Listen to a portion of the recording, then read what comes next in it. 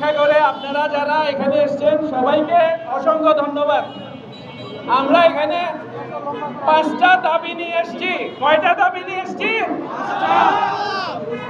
আমাদের প্রথম দাবি, ইনস্টিটিউট অফ মেরিন টেকনোলজির ডিপ্লোমা ডিগ্রিধারী যারা মাত্র 6 মাস ট্রেনিং নিয়ে তাদেরকে অফিস ক্যাডেট সিটিসি দেওয়ার সুপারিশ করা হয়েছে। এটা কি ঠিক হয়েছে? 6 মাস কি যথেষ্ট? আমাদের চাকরির বাজারে এমনিতেই সংকট। আমাদের ক্যাডেটরা যারা পাস করে বের হচ্ছে তাদেরই চাকরি নাই। গত বছর 2024 সালের জানুয়ারিতে যারা পাস করেছে তাদের অনেকেও এখনো চাকরি পায়নি। আমাদের দেশের জাহাজ সংখ্যা মাত্র 100, ক্যাডেট চাকরি পায় মাত্র 200। কয়জন পায় ক্যাডেট চাকরি? 200।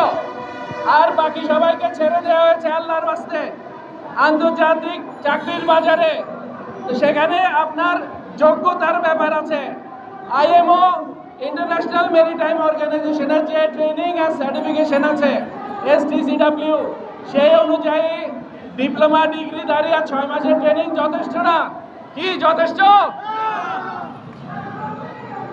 এই যোগ্যতা যাদের কম তারা যদি জাহাজে যায় তারা কি করবে?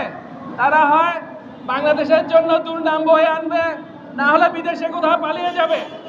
সেটা কি আমাদের জন্য ভালো হবে?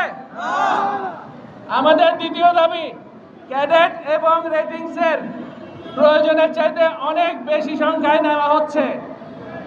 কেন নেওয়া হচ্ছে? আমাদের চাকরির বাজারে চাকরি আছে 400, সেখানে ক্যাডেট বের হচ্ছে 750।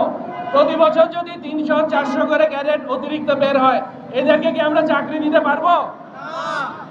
আমাদের এই ক্যাডেট সংখ্যা প্রত্যেক বছর এটা জরিপ করে রিভিউ করে কমাতে হবে।